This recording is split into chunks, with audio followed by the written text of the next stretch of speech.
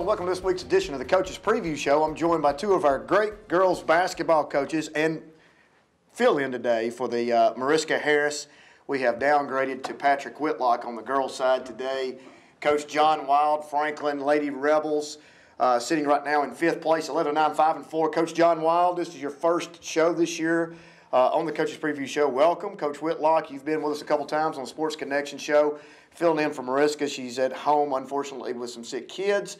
Big game tonight between you two, 11 AAA district game. Coach Wild, let's start with you. We're going back to Tuesday night of this week, a huge, huge win for you guys at Brentwood. Let's talk a little bit about that game. Well, you know, Brentwood's awful talented. I think they've got 3 of the better kids in Middle Tennessee, girls basketball players, and that's the 2 twins, the Trushell twins, and then Amelia Osgood. You know, they're very, very good players. They'll play at the next level. You know, I think Miles has done a great job over there since he's come in, trying to develop his program, and you know, it's a tough place to play. They brought, you know, I think they're very, very good offensively.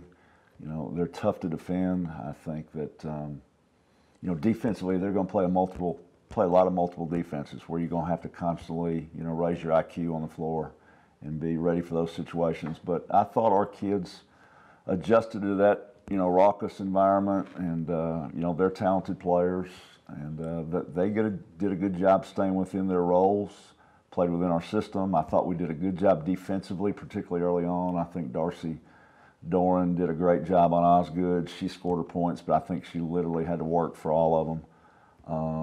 And, you know, offensively for us, you know, Sydney naturally, as it's been all year, was on the top end, but then I think you saw some balance in between with the other 3 or 4 kids that were very unselfish with the ball and distributed the ball equally, and, you know, stepped up, made some, you know, big shots. You know, Bergen made 2 shots all night, and one was in the corner when they went to the 1-3-1 and made a 3. Then naturally, you know, she made the game winner. With what, two something? Yeah, I think there was 1.2 left when they put it back on the clock. But, you know, there's a lot of kids, I think, that would have ran away from that shot. And being a freshman and willing to take it and then, you know, make it, I think speaks volumes for her development as a player. And she's grown up a lot, and I think you're going to see good things from her throughout the rest of this year and throughout her career. Well, you look a lot at our conference right now, and a lot of our teams are freshman, sophomore heavy. You're talking about Brentwood, how they're good. They're predominant, you know, most of their kids are underclassmen. We look at the Ravenwood side. Coach Whitlock, Lady Raptors 9-7, 5-4 right now. They're coming in, winning some games here. They beat Centennial 68-22. They beat Independence this past Tuesday night. Coach Whitlock 55-39. Jazz Harmon, a household name right now. If you look at the preseason poll, Jazz was the preseason co-player of the year with Faith Wilkin. The UAB commit 24 points against Independence. Lexi Erickson, Savannah Dews, you know, all freshmen, sophomores except Harmon. Talia Lee, 11 points. She's a senior going to Rhodes. Talk a little bit about the Lady Raptors and where they are right now. Well, getting back on track after having kind of a rough break and then a slew of injuries as they walked into the Page game right before we went back to school. So getting the team back to full strength has obviously helped them a lot, you know, picking up the win against Centennial and Independence. And really, the key is everybody kind of Jazz gets a lot of the pub, but Lexi Erickson and Ty Lee and now Savannah Dews, when they're able to step up, a pretty formidable lineup they can put out on the floor. Mary Prescott, also sophomore, 12 points in that win against Independence. I kind of feel like, I mean, Tate and I have talked about this on the Sports Connection show, but what do we really know, really? I mean, let's be honest. We're not like we're professionals here. But you start looking at this, we've talked all along, the Ravenwood, Franklin, girls teams are kind of in that area. Summit's kind of in that area, that trend. Right now they're in the middle of the pack. It is going to be, you know, that first round matchup, whoever draws the Lady Rebels, whoever draws the Lady Raptors, whether y'all play each other, it's going to be a really interesting matchup in that first round of the district. It is, and I think this conference is parity-ridden. I think that from the outside looking in for years, I think what you used to see was all Ronnie's team sitting up here, and then everybody else was, you know, below him and really didn't have a prayer in catching him. Now, I think what you've seen is Williamson County girls basketball grow and get stronger, you know, with a variety of programs. I think that's due to good coaching. I think that's due to, you know, kids taking an interest in it at a younger age and your feeder programs and that sort of thing. But it's a great thing for the county. On the girls' side, that it is parity-ridden. You know, it brings out your best every night when you got to prepare for these teams. You know, it adds excitement to the communities and the schools. But you're right. There's, you know, Page, then Dixon, then I mean, there's a juggernaut after that, and it could go either way. And it's just going to be, you know, who's playing well on that first and second weekend of February that can maybe pull themselves through. Coach Wild, you've won 3 in a row. You beat Cane Ridge 51-39. You beat Spring Hill 73-35. And like we said, beat Brentwood earlier this week 56-63. Looking at your lineup, Sydney Ryan, 23 points the other night against Brentwood. Sydney Ryan averaging 17.1 for the season. More importantly, 19-7, averaging 20 points a game in conference play. She is a freshman. She is a very special player. Yeah, and the thing about Sydney is she's very humble, and she's got a tremendous work ethic, and she realizes there's still a lot of room for her growth.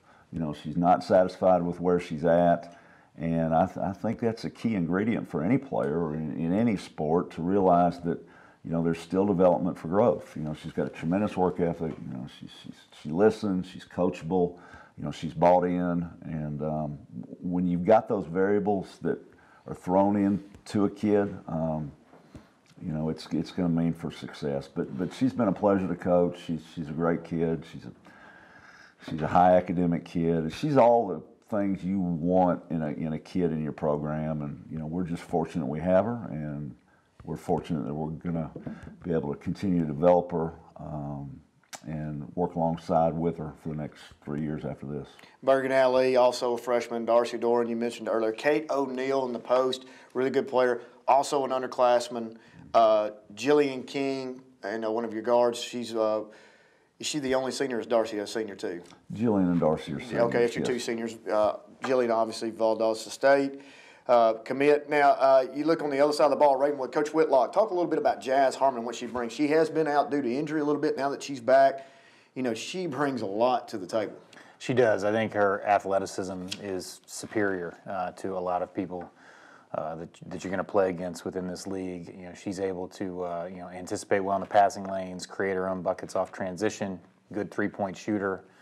Quite honestly, there's a lot of nights where as soon as they're done, I want her to throw on a uniform for us and go out and play with us. But, you know, she kind of brings a different dimension to that group and helps. She's a good teammate. She helps create for players around her. Lexi Erickson, you know, another player out there that can really light it up from three. I had the fortune of coaching her two older brothers, and they kind of play the same way, just knockdown shooters, and she's the primary ball handler.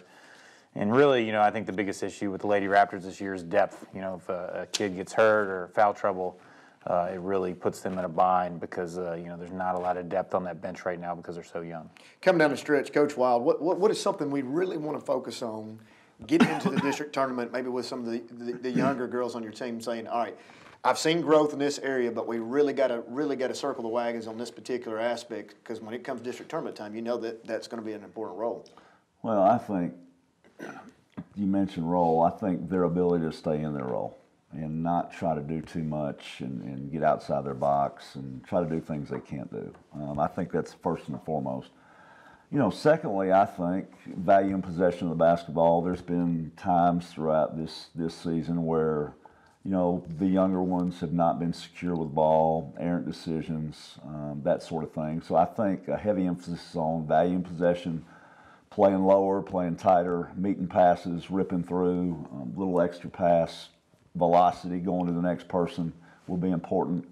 And I think it tends to become a more half-court game when you get to the tournament.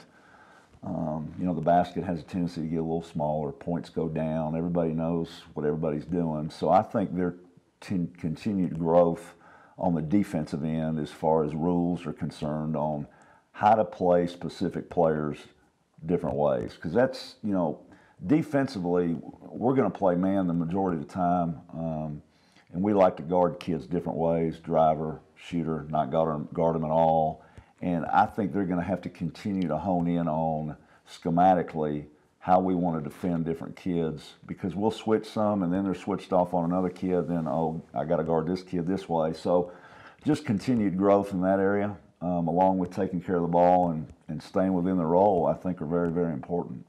Coach Whitlock, it may be a little difficult for you to answer just because of the fact of you focusing on your team, but what do you think that Coach Harris is thinking right now, getting ready for the tournament, second half of this 11 AAA schedule? What are some things that probably need to hone in on? Well, I mean, I think, from being able to watch as much of the games as I can and watching them practice from time to time, she's pretty heavy emphasis on fundamentals and making sure they're able to take care of the basketball, because like Coach Wild said, possessions are at a premium when you get into the district tournament and the scores do go down. The scouting is a little simpler because you've seen these teams play multiple times throughout the year. So, being able to get shots and not turn the ball over has kind of been the Achilles heel for the Lady Raptors this year. So I know they've put a lot of emphasis on that and just trying to execute the things they're able to do, because they haven't had a whole lot of continuity due to all the injuries they've had throughout the past few weeks.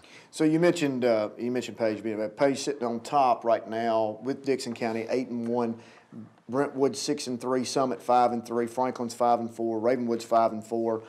This matchup, the last time you guys played, Franklin won 43-41 in a tight game. What is something that we're looking at when we come in here? Give me a little scouting report on Ravenwood. Well, I think, like Coach has said, I mean, you got to give attention to Harmon. She's such a phenomenal athlete. But outside her athletic ability, I think she's a skilled kid. I think she's got a relatively high IQ. She can drive it and get to the rim. She can make threes. So, that's where your primary focus has got to go, I think. But then you can't forget about Erickson, because I think she's maybe one of the headiest point guards that I've seen play at a young age. Not only in this league, but every league I've been associated with. I think she's a winner. I think she's got competitive drive. I think she's a leader. I think she can make open shots. So you're going to have to focus on her a little bit. Then they've got some size too with Lee and Dews, and you're going to have to make sure that you're covering the glass and eliminating their second shots. So, that's kind of where it goes for us defensively and attacking them. I played against Mariska a variety of times over the course of the last 4 or 5 years here, and when I was at another school, we played in a sub-state game. And I've always thought she does a good job mixing her defenses. They played some man, played some zone, they played some junk. Last year, they played some triangle and two against us with Holly and Jillian. So, you got to be on your toes. She's a great coach. She's a good friend. She's a very good coach. I think she's one of the best young, innovative minds that this state offers for girls coaches. So it should be, an exciting game for both communities, and a very, very competitive game. Speaking of that, as we go off into break, our atmospheres and cultures right now, as far as a game goes, an 11 AAA game, any given night, are pretty good. Now you've coached in a lot of big environments, great environments. You've had the number 1 team in the state, and you've had probably the number 1 team in the country with the Riverdale teams. Talk a little bit about us versus other places that you've been as far as culture goes. Like last night, this past week, the last game, Tuesday night. Place was packed. Yeah, it was. It's just neat. I told our kids after the game, don't take it for granted, because there's not a whole lot of kids that play this game at, in the boys level and the girls level of high school basketball that get to be part of that environment. So, this is one of the best I've ever seen in this county. Now, some of the smaller pockets I've been in, with the community rah-rah and that sort of thing, there were filled gyms back when I was on the boys' side. It was nice little rural country. You're familiar with that too. Man. Yeah, don't nothing try else to do, run man. from that. I'm not trying to. I love it. But when I was at Lynchburg in the late '90s, coaching the boys, and that was a special group. We had the 20th anniversary last Saturday night. It was neat seeing those guys. But just being back in an atmosphere when, You know, it's a little bit smaller venue, but it's just like they're crammed in there like sardines. They're on top of you, 3 deep on the baselines. That's a neat feeling. It really is. Looking around the poles. Yeah, you know, and it's fun to go and see those games. It really is too. From time to time, when you get a night off, it's something that I try to do, once or twice a year. Well, best of luck to both programs. 11 AAA game tonight. Ravenwood at Franklin. The tip-off for the girls is at 6. When we come back, we're going to look at the boys' side of this matchup. Stay with us.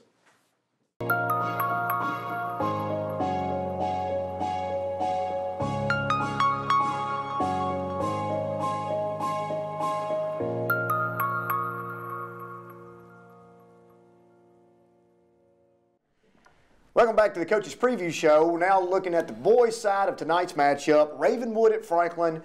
Coach Patrick Whitlock back for the boys' side now. Now we can talk real. Now he knows something. Yeah, that's right. Coach Darrin joins on the boys' side of Franklin.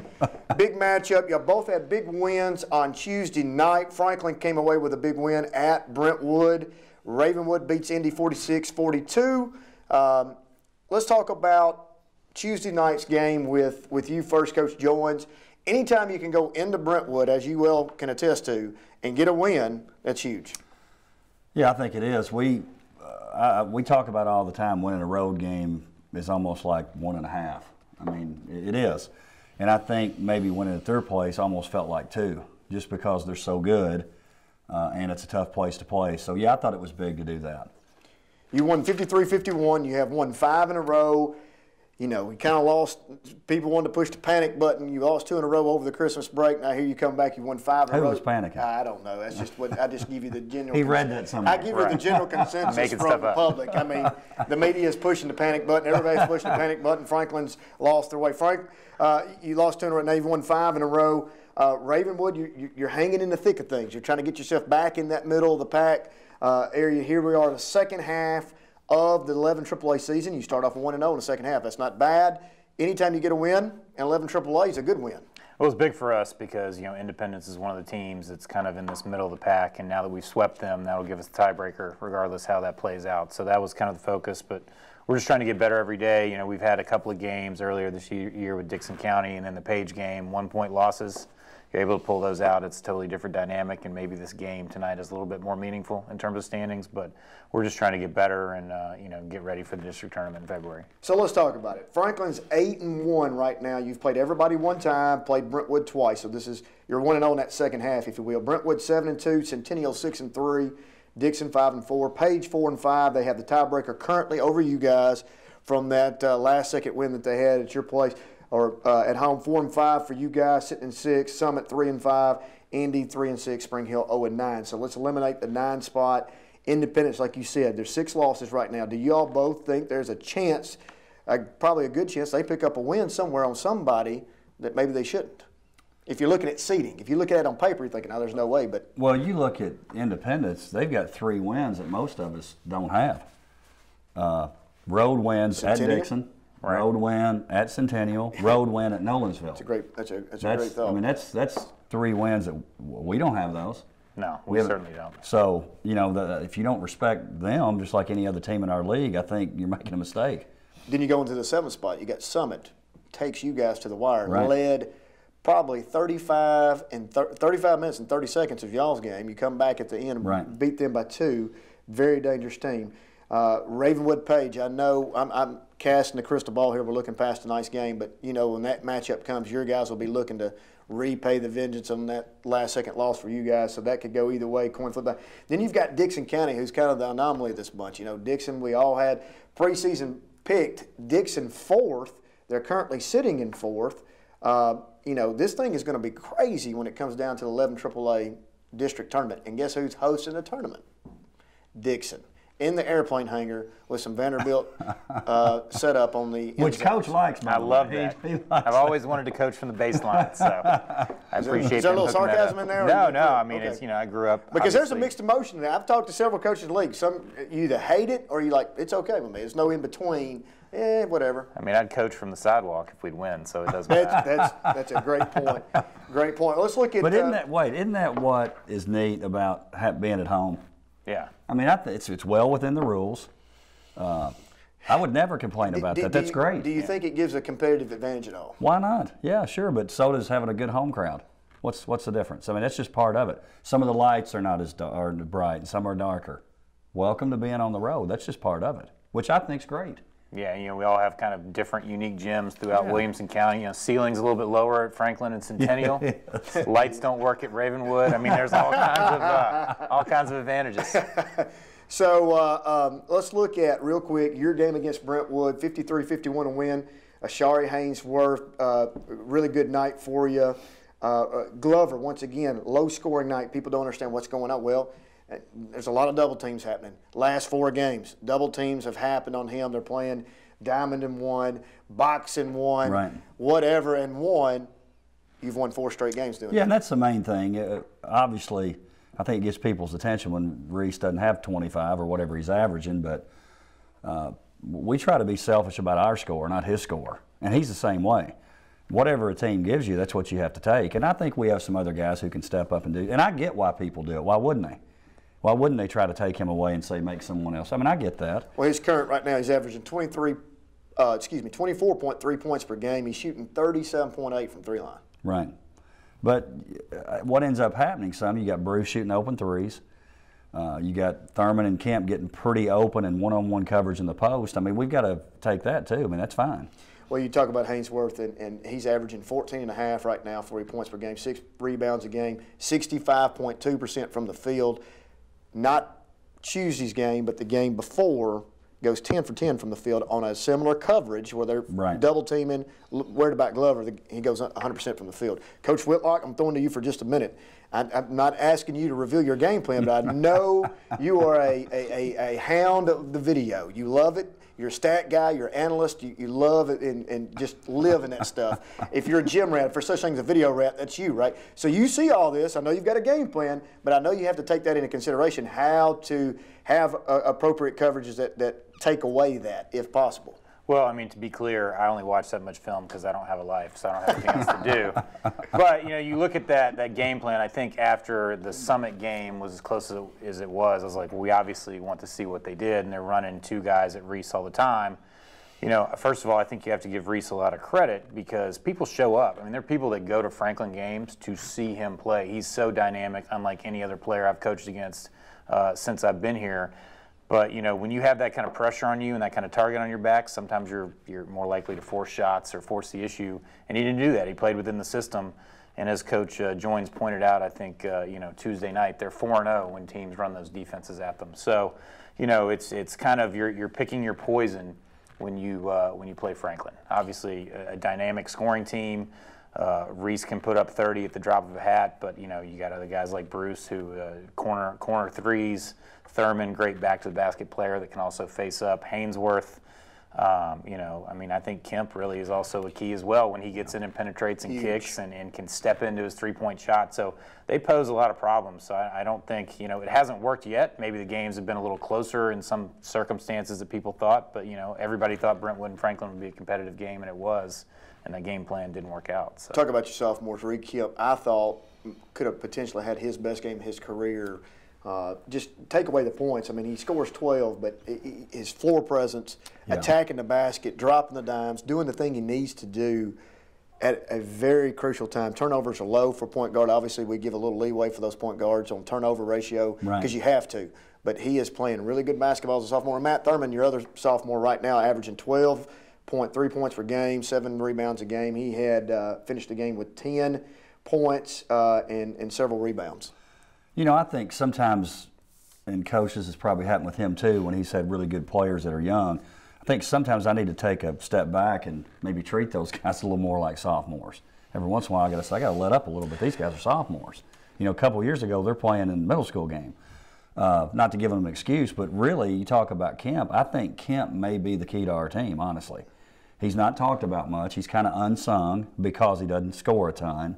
And that's probably why he's unsung, because folks are interested in points, obviously. Charges taken. Yeah, I mean, he does a lot of things for us. You know, Tuesday night game, at the end of the game, you know, they're trying to put a little heat on us, and he's putting on a little bit of a dribbling clinic, which was not necessarily in the plan, but it looked good, I guess. Effective. Well, you're right. And the maturity of these guys, let's look at, you talking about Matt Thurman. His body size, you don't think a sophomore should be that size. 15 years old, by the way. Yeah, can't even drive a car, neither one of them. But he can drive to the basket, can't he? I mean, that's. Coach Whitlock, let's talk about your win against Indy, 46-42. Yeah, I mean, very fortunate, down 4 points with about 48 seconds to go. We get fouled, hit a free throw, get the rebound off the second one, lay that in to cut it to 1, and then Independence missed some timely free throws and allowed us to capitalize. And Coach Kyle had a really good backdoor play drawn up at the end of the game, but they ran it against the wrong guy. Rex Gaynor was guarding the kid, and Rex is a genius and just sat on the back door and was able to get a steal. So obviously we feel pretty fortunate. We needed to win pretty bad. Very disappointed with our effort in the first half. I expect us to respond a little better after getting beat pretty badly on Friday night against Centennial. But we obviously, we know what is at stake tonight, and we know that we're going to have to play as well as we can play to have a chance. Siebert right now kind of leading the way for you. Talk a little bit about his role and how he's filled into that role this year. Yeah, I mean, he's our leading scorer, a guy that's kind of been in the shadows the last couple of years because we were so senior heavy. But he has been a 3-year varsity player. He can score it a variety of ways. He's got a really good mid-range game. I think his biggest attribute is his ability to pass and also rebound on the defensive backboard. We're asking a whole lot of him, and he's doing a whole lot for us. And when he plays well, he gives us a chance. So we look at the remaining games. First for Franklin: Page, Indy, Centennial, Summit, Dixon, Spring Hill. There's a couple of those. I hate to even say this, and I will, but some of those, a particular game is pretty much an automatic. We show up. I hate to say that. We still got to go play the game. Talking about tonight, obviously. No, I'm not talking about tonight. But on the Ravenwood side, Dixon, Spring Hill, Summit, Brentwood, Page, Centennial. We talked about it first of the year. All three of us have talked about it. How many losses can you have and still win the district tournament, district championship this year in the regular season? Will 3 be a death sentence? Is 2 a death sentence? I'm going to throw that out at you right now. I'll let Coach answer that. I mean, it looks like you can win it with 2, or you can with 2 losses since Franklin has a sweep. I mean, it's going to be people to understand how hard that is to just finish. If you were to finish out with just 2 losses in 11 AAA, that's pretty remarkable given the parity of the league this year. Yeah, I mean, I think that's what's looking at. I mean, going into the season, I personally felt Franklin, Brentwood, Centennial were the top 3 teams, and that's the way it's played out so far. Preseason poll, but you've also got a pack of teams, Centennial, Dixon County, and Summit, that play a vastly different style than everybody else, which gives them the opportunity to pick somebody off. And what's the scary thing is this thing is coming to a head. You're fixing to have a district tournament, that 4-5 game. The potential of a 7. Could there be a 7-2? Potential upset, I don't know, but there's a lot of interesting storylines in this tournament. Who are going to be the 4 teams that move forward in the region? Nobody knows until the games are played. I mean, coming into last year, Independence, or was it 2 years ago or last year, Coach Glass had lost seven consecutive games, state semifinals. Right. So, it's going to be fun. It's tonight at your place. Talk a little bit about the culture that's happening out there. We're coming in that our student sections are second to none all across the board, but the Rebellion's been pretty strong at home.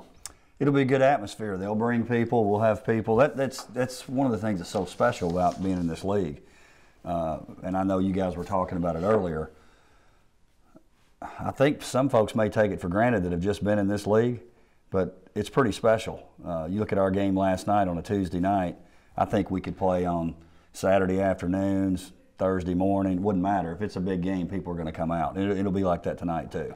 No, there's no doubt. It's hard to believe. Any gym you go to, Franklin, the Ravenwood game at Centennial, same way. The kids come out to those games, the student sections.